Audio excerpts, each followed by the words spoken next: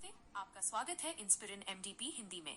यहाँ हम शोर शराबे से दूर जिंदगी की गहराई और खुद को बेहतर बनाने की बात करते हैं। अगर आप भी सुकून के साथ आगे बढ़ना चाहते हैं तो आप सही जगह पर हैं। अपनी संभावनाओं, नजरिए और भीतर छिपे हुनर के बारे में है। ये हमें सिखाती है कि दुनिया आपको जो लेबल देती है वो आपकी असलियत नहीं है। आपकी असलियत वो है जिसे आप अपनी मेहनत से तराशते हैं। शीर्षक: अनगढ़ पत्थर और मूर्तिकार की आंख। अध्याय 1: कबाड़ का पत्थर। एक बहुत बड़े शहर के मुख्य रास्ते पर एक पत्थर का बहुत बड़ा और टेढ़ा मेढ़ा टुकड़ा पड़ा हुआ था। वह पत्थर देखने में बहुत बदसूरत था। लोग वहां से गुजरते और उस पत्थर से टकराकर गिर जाते। कोई उसे गाली देता तो कोई कहता, प्रशासन कितना आलसी है, इस बेकार के पत्थर को यहाँ से हटाता क्यों नहीं। यह किसी काम का नहीं है, बस रास्ते में बाधा है। महीनों बीत गए, उस पत्थर पर धूल जम गई। लोग उस पर थूकते और उसे कचरा समझते। वो पत्थर वहीं पड़ा पड़ा अपनी किस्मत को कोसता रहता। उसे भी लगने लगा था कि वो सच में बेकार है। अध्याय 2: एक पारखी नजर। एक दिन वहां से एक बूढ़ा मूर्तिकार गुजरा। उसने उस पत्थर को देखा तो वो रुक गया। उसने अपनी आंखों को सिकोड़ा और पत्थर के चारों तरफ घूमकर उसे बड़े गौर से देखा। लोग उसे देख रहे थे और हंस रहे थे। देखो, इस पागल बूढ़े को इस कचरे में क्या दिख रहा है। मूर्तिकार ने कुछ मजदूर बुलाए और अपनी जमा पूंजी खर्च करके उस भारी पत्थर को अपनी कार्यशाला वर्कशॉप में ले गया। पत्थर हैरान था। उसने सोचा, ये आदमी मुझे यहाँ क्यों लाया है। यहाँ तो पहले से ही सफेद और सुंदर संगमरमर पड़े हैं। मैं तो इनके सामने कुछ भी नहीं। अध्याय 3: छैनी और हथौड़े का दर्द।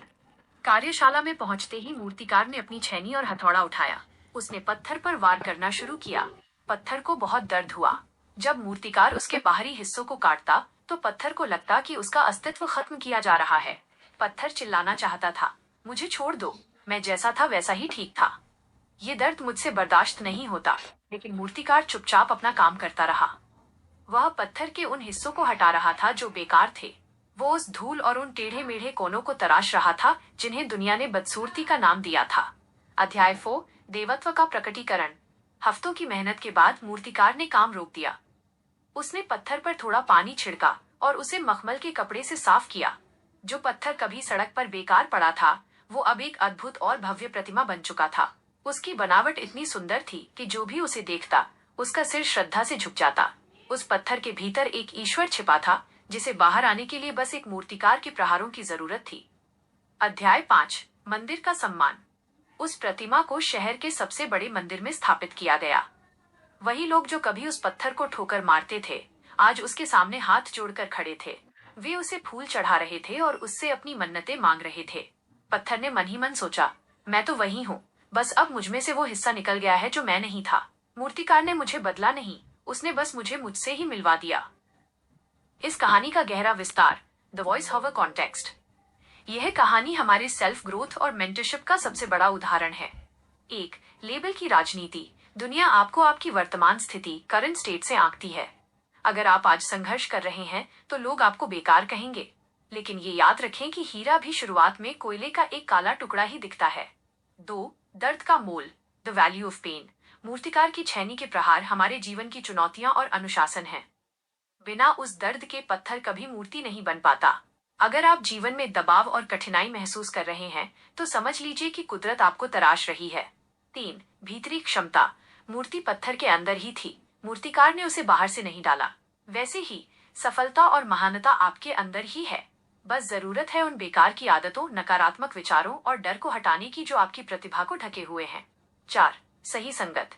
मूर्तिकार वह गुरु या शिक्षक है जो आपकी बाधाओं में भी आपकी संभावनाओं को देख लेता है। एक सही मार्गदर्शक आपकी जिंदगी बदल सकता है। जीवन का सबक। अपने आप को कभी कमतर मत समझिए। अगर लोग आपको ठोकर मार रहे हैं या आपका मजाक उड़ा रहे हैं तो उदास मत होइए। शायद आप अभी उसी सड़क पर पड़े हैं जहां आपकी कद्र करने वाला कोई नहीं मिला। अनुशासन के प्रहारों को स्वीकार कीजिए। अपने आप को तराशने की प्रक्रिया से मत डरिए। जिस दिन आप अपनी नकारात्मकता को काटकर अलग कर देंगे, दुनिया आपके सामने भी सिर झुकाएगी, क्योंकि आप कचरा नहीं, एक मास्टरपीस हैं जिसे बस थोड़ा तराशने की देर है। ये कहानी मानवीय क्षमता और संघर्ष के प्रति दृष्टि। ये था आज का वीडियो। मुझे उम्मीद है कि आपको इससे कुछ नया सीखने को मिला होगा और ये आपके काम आएगा। अगर आपको यह वीडियो पसंद आया तो लाइक का बटन दबाना न भूलें। चैनल को सब्सक्राइब करें ताकि आप हमारा कोई भी नया वीडियो मिस न करें। और हाँ, अगर आपके मन में कोई सवाल है या आप किसी खास टॉपिक पर वीडियो चाहते हैं तो नीचे कमेंट बॉक्स में जरूर लिखें। आपके सुझाव हमारे लिए बहुत कीमती हैं। अपना कीमती समय देने के लिए बहुत बहुत धन्यवाद। देखते रहिए इंस्पिरिन एमडीपी, सीखते रहिए और दूसरों को प्रेरित करते रहिए। मिलते हैं अगले वीडियो में। जय हिंद।